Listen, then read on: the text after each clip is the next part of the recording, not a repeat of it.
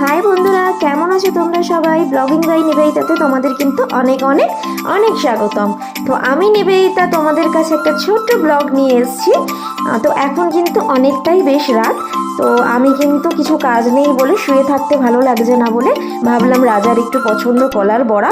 তো দেখলাম কাঁঠালি কলা রয়েছে 4-5টা, সুজিও আছে, আর ড্রাই ফ্রুট তো থাকেই বাড়িতে।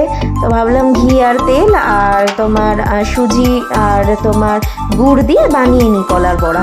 তো ব্যাটারটা রেডি করে নিয়েই কিন্তু আমার মনে হলো হঠাৎ করে কেন না আমি তোমাদের সাথে রাতে কি করছি সেটা শেয়ার করি। তো কলার বড়াগুলো দেখো আমি ঘিয়ে ভেজে নিচ্ছি। আমি পুরোটা কিন্তু ঘিয়ে করিনি, অল্প একটু তেল দিয়ে তারপর পুরোটাই ঘি দিয়ে আমি করেছি। তো ভেজে নিলাম, অল্প মানে আছে ভাজতে হবে এটা, নাহলে কিন্তু গাটা পুড়ে যাবে, যেহেতু গুড় দেওয়া আছে তো গাটা পুড়ে যাবে আর কিন্তু খেতে ভালো হবে না। তাই আমি একদম আস্তে করে মানে লো হিটে সিমে রেখে আমি কিন্তু ভেজে নিচ্ছি। তো তোমাদের আজকের ব্লগটা কেমন লাগছে আমাকে কিন্তু অবশ্যই জানিও, আর কমেন্ট করে কিন্তু জানিও যে তোমরাও কি আমার মতো রাত্রিবেলা এরকম মানে কি বলবো কিছু কাজ না থাকলে এরকম উদ্ভট কাজ করো। আমি কিন্তু প্রায় করি, মানে ঘুমাতে ঘুমাতে অনেক রাত্রি হয় কারণ বেবি আছে। তো বাবুর শুতে অনেক রাতই হয়, মানে 3টের সময় আবার সকালবেলা উঠে সব কাজকর্ম করতে হবে।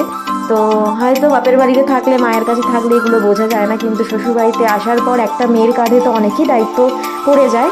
তো সেই তুলনায় মানে কাজ করতে করতে ঘুমটাও যেন কোথাও না কোথাও হারিয়ে যায় সেই বাপের বাড়ি।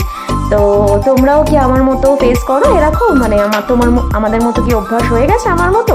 তো দেখো আমি কিন্তু রেডি হয়ে গেছে। তো কটা বাজে তোমাদের একটু দেখিয়ে নিই যে আমি রাত্রিবেলা কটার সময় কিন্তু কলার বড়া করছি। তো চলো তোমাদেরকে আইফোনে দেখিয়ে দিই কটা। তো দেখো 11টা 48 বাজে। তো 11টা 48-এ কিন্তু আমি কলার বড়াটা ভেজে নিচ্ছি। তো আর বেশিক্ষণ লাগবে না, করে নিই।